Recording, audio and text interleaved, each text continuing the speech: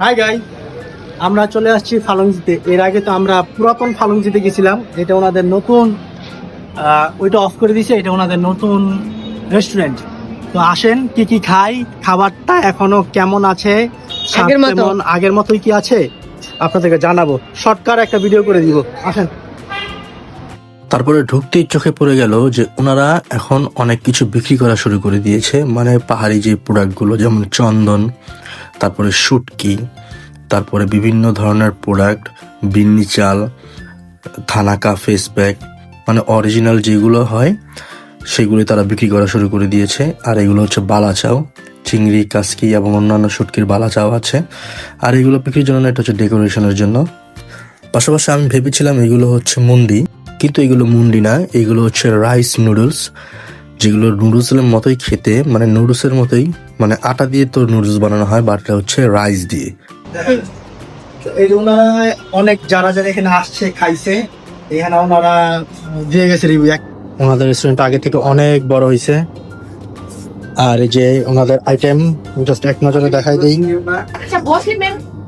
না না না, তারপরে আমরা আমাদের সিটে বসে গিয়েছি। আমাদের সিটের পিছনে কিন্তু অনেকগুলো বুকস ছিল। অবশেষে আমাদের খাবার চলে আসে। প্রেজেন্টেশনটা দেখতেই পাচ্ছেন, মাশাআল্লাহ কত সুন্দর, চোখ জুড়ানো।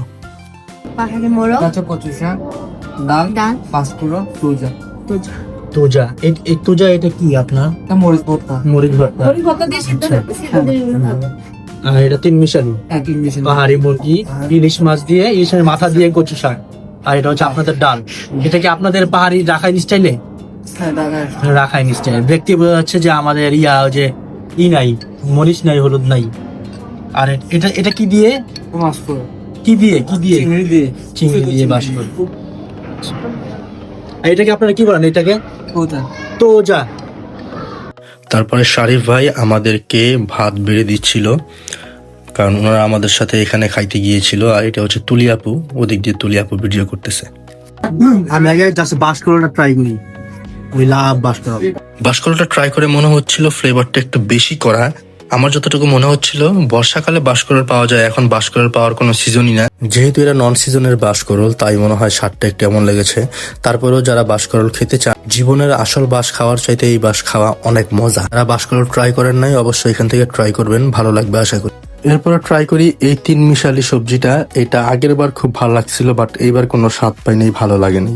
তারপরে ট্রাই করতে থাকি এই তুরজাটা। এখানে হচ্ছে মরিচ, আর এগুলো হচ্ছে 3-4 ধরনের সবজি, যেমন এটা হচ্ছে বরবটি বা লুইবা বলি, তারপরে আছে ভেন্ডি, তারপরে আছে পাতাকপি, এবং আছে হচ্ছে সাথে শসা। এগুলো আমি সিঙ্গেলি ট্রাই করতেছিলাম, বাট শরীফ আমাকে বলতেছিল এগুলো ভাত দিয়ে খায়। আমি বলি ভাত দিয়ে আবার এত কিছু দিয়ে কিভাবে খায়? তারপর ওইখানকার একজন স্টাফ এসে বলতেছে এগুলো ভাত দিয়ে খায়। আমি বললাম বাহ, সুরভি তো সবই জানে। তারপরে আমি সুরভির কথা চিন্তা করে, মানে ওর কথা শুনে, আমি সব কিছু একসাথে মিক্স করে খেয়ে ফেলতেছিলাম। সুরভি বলে একটা একটা করে খাও। আমি বলছি না, আমি সব কিছু ভালোভাবে মেখে একসাথে মুখে দিয়ে খাবো। তো আমি ভর্তাটা দিয়ে, মানে মরিচের ভর্তাটা দিয়ে এই সবগুলো আমি ভালোভাবে মিক্স করে নিচ্ছিলাম। বাট ঢ্যাঁড়সটা বেশি বড় হয়ে গেছিলো, এই জন্য ঢ্যাঁড়সটা আলাদা করে রেখেছি। আলাদা করে ঢ্যাঁড়সটা কামড় দিলাম। উফ, মুখের মধ্যে একটা বুম ফুটে উঠছে, এত মজা বলার বাইরে। এই তুরজাটা আপনারা অবশ্যই ট্রাই করতে পারেন ফালুঞ্জিতে গেলে। তারপর ইলিশ মাছের মাথা দিয়ে কচু শাকটা ট্রাই করি।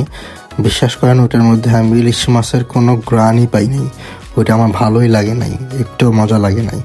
সবার লাস্টে আমি ট্রাই করি এই পাহাড়ি মুরগিটা, আলু দিয়ে এটা রান্না করা হয়েছে। এটা ছিল গেম চেঞ্জার, এত মজা ছিল।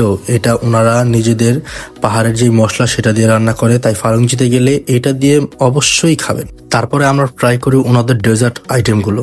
এখানে আছে তালের রসের গুড়ের দই, তালের রসের গুড়ে ভেজানো সামাই পিঠা, কলা পাতায় মোড়ানো পুলি পিঠা, এবং বিন্নি চাল দিয়ে পাটিসাপটা পিঠা। প্রথমেই আমি ট্রাই করবো তালের রসের গুড় দিয়ে বানানো দই দিয়ে।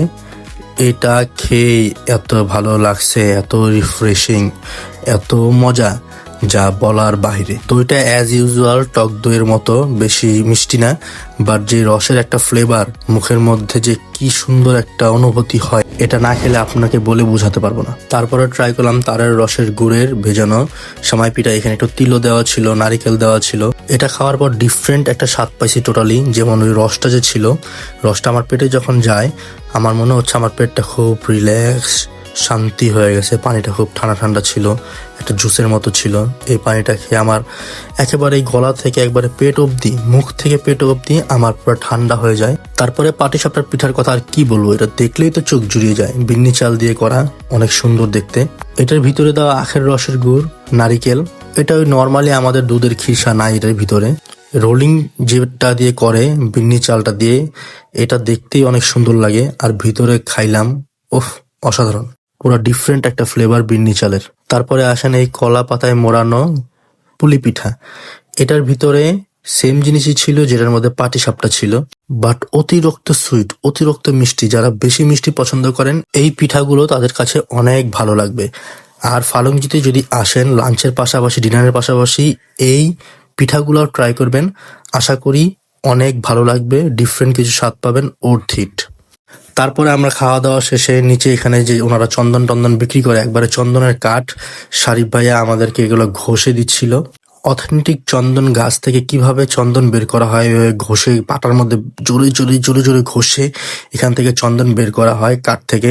যখন এই কাঠ থেকে কষটা বের হয়ে যায়, মানে চন্দনটা বের হয়ে যায়, তখন সুরভি এভাবে লাগিয়ে নিচ্ছিল। এভাবেই আসলে পাহাড়িরা, মানে অথেন্টিক যে রাখাইনরা আছে, তারা এভাবে চন্দন ব্যবহার করে থাকে। এটা হচ্ছে একেবারে অরিজিনাল অথেন্টিক, এখানে কোনো ভেজাল নাই, কোনো মাটি নাই, কোনো মিষ্টিতে কিছু নাই। সবাই এখানে ফেসে লাগাচ্ছে ফেস প্যাক হিসেবে।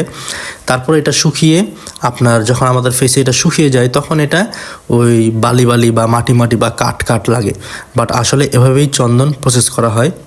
তো এই ছিল আজকের ভিডিও, আমাদের ফালুংজির ভিডিও। ভালো লাগলে লাইক কমেন্ট শেয়ার করে দিবেন। আর ফালুংজিতে একবার হলেও কক্সবাজার আসলে খাওয়া উচিত।